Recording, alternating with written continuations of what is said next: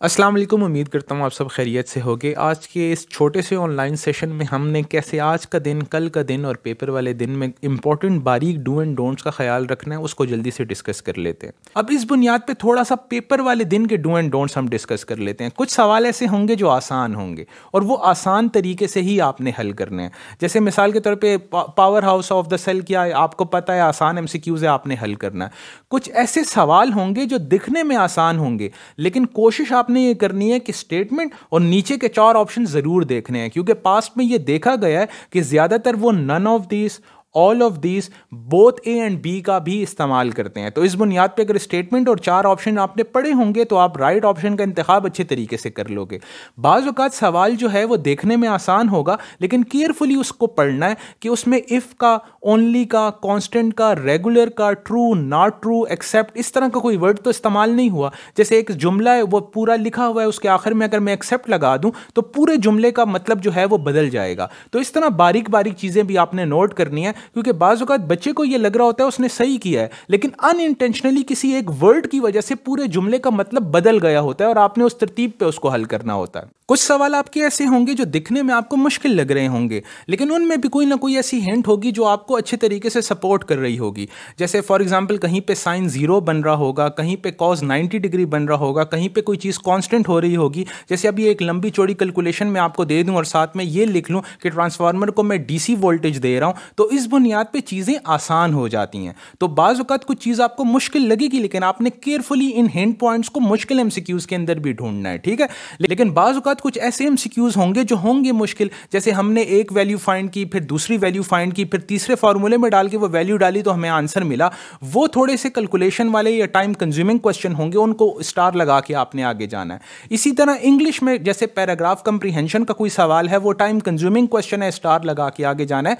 और उसके बाद जैसे क्रिटिकल थिंकिंग में, लॉजिकल रीजनिंग में या लॉजिकल डिडक्शन में कुछ ऐसे सवाल होंगे जिसमें 5-6 रूल्स दे के या कुछ पैराग्राफ दे के आपसे सवाल पूछा जाएगा, उनको भी स्टार लगा के आगे जाना है। मतलब वो तमाम सवाल जो आपको लग रहा है कि आपका टाइम ले सकते हैं, या आपको जैसे बाज़ औक़ात कोई सिंपल सा भी सवाल हो सकता है। जैसे एक बायो का सिंपल सा क्वेश्चन है, उन्होंने एग्जाम्पल दे के आपको फाइलम के कैरेक्टरिस्टिक्स पूछे, आपको फाइलम के कैरेक्टरिस्टिक्स याद हैं, लेकिन ये भूल गए हो कि ये एग्जाम्पल किसकी थी। अब एक सिंपल क्वेश्चन है, माइंड से निकल गया, उसको भी स्टार लगा के आगे जाओ।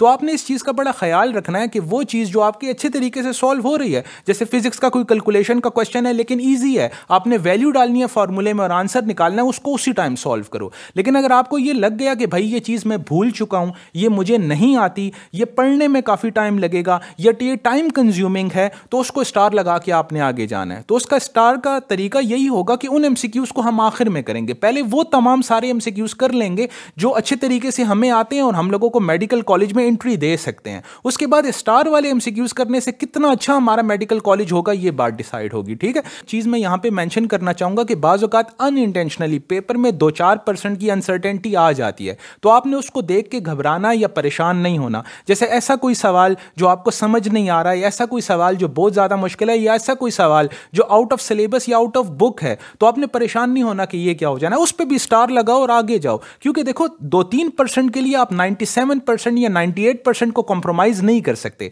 ऑलरेडी अगर 2-3% की अनसर्टेनिटी हुई भी पेपर में, तो 98% पेपर आपके कंट्रोल में होगा, जिसको अच्छे तरीके से करके आप हाई रैंक अचीव कर सकते हो। लेकिन बाज़ औक़ात बच्चे 2-4 एमसीक्यूज में फंस के कंफ्यूज हो जाते हैं, बार बार उनको देख रहे होते हैं, याद करने की कोशिश कर रहे होते हैं और अपना टाइम उस पर ज़ाया कर रहे होते हैं। उसका नतीजा क्या होता है, उनका एकदम कॉन्फिडेंस ड्रॉप हो जाता है, एफिशिएंसी ड्रॉप हो जाती है, टाइम ज़ाया हो रहा होता है, और जो सवाल जो उनको आते थे, जो आराम से वो कर सकते थे, उनमें वो सिली मिस्टेक्स करना स्टार्ट हो जाते हैं। अभी आपका रिवीजन चल रहा होगा, कोशिश करो जो आपको आता है सिर्फ वो ही पढ़ो। कोई नई चीज़ को इस टाइम पे आपने अपनी नज़र के आगे से नहीं गुजारना, क्योंकि वो आपका टाइम ज़ाया करेगी। अब जो आता है वो पढ़ना इस वजह से ज़रूरी है क्योंकि आपका जितना कोर्स है वो वॉलेटाइल है। जैसे बहुत सारी ऐसी चीज़ें हैं जो आपके दिमाग से पेपर के दौरान उड़ने के चांसेस होते हैं अगर आपने एक दफ़ा पहले उसको रिवाइज नहीं किया हुआ।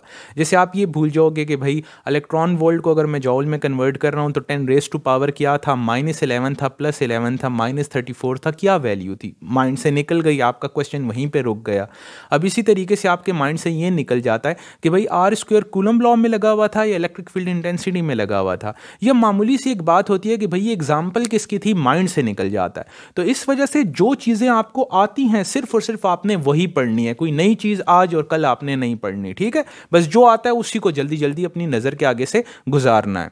अब इस बुनियाद पे मेरी एक ऑब्जर्वेशन थी रिवीजन के हवाले से, मैंने सोचा मैं आपसे भी डिस्कस कर लूँ कि जिस टाइम पे आप एक चैप्टर पढ़ लोगे तो चैप्टर के एंड में कुछ की पॉइंट्स या समरी पॉइंट्स होते हैं, आपने अच्छे तरीके से नज़र के आगे से वो भी गुजार लेने हैं। वो तमाम ऐसी बातें होंगी जो आपको पता हैं, लेकिन एक दफ़ा नज़र के आगे से गुजारना ज़रूरी है ताकि उसी तरीके की कोई स्टेटमेंट आ जाए तो आप कॉन्फिडेंट तरीके से उसको आंसर कर सको। या हमारे चैप्टर के एंड में कोई फिल इन द ब्लैंक्स या कोई MCQs होते हैं जो सिलेबस से रेलिवेंट हों, वो भी आपने एक नज़र देख लेने हैं, क्योंकि किसी हद तक बाज़ औक़ात वो चीज़ें भी टारगेट हो जाती हैं। अब ये मामूली बारीक चीज़ें होती हैं लेकिन बच्चे की नज़र के आगे से नहीं गुजरी होती, इस तरीके से वो कॉन्फिडेंट नहीं होता उस सवाल को आंसर करते हुए, ठीक है?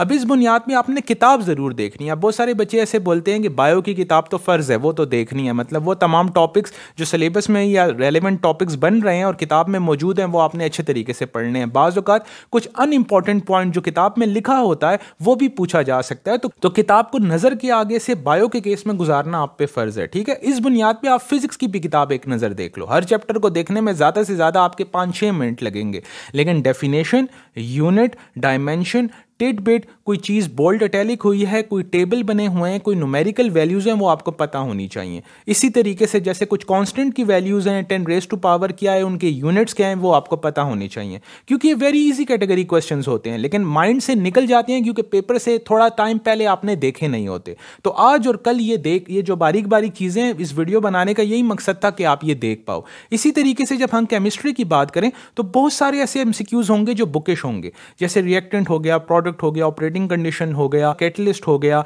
या उस रिएक्शन का क्या नाम है, या उसका कोई इंपॉर्टेंट रूल हो गया, या फ्लेम कलर क्या हो गया, बहुत सारी, या टेबल्स कुछ बने हुए उसमें कुछ न्यूमेरिकल वैल्यूज लिखी हुई। तो ये तमाम चीज़ें ऐसी हैं जो बुकिश हैं, जो आपको पता होनी चाहिए और इन दिनों में आज और कल आपने अपनी नज़र के आगे से ये तमाम वैल्यूज जो हैं वो गुजारनी है।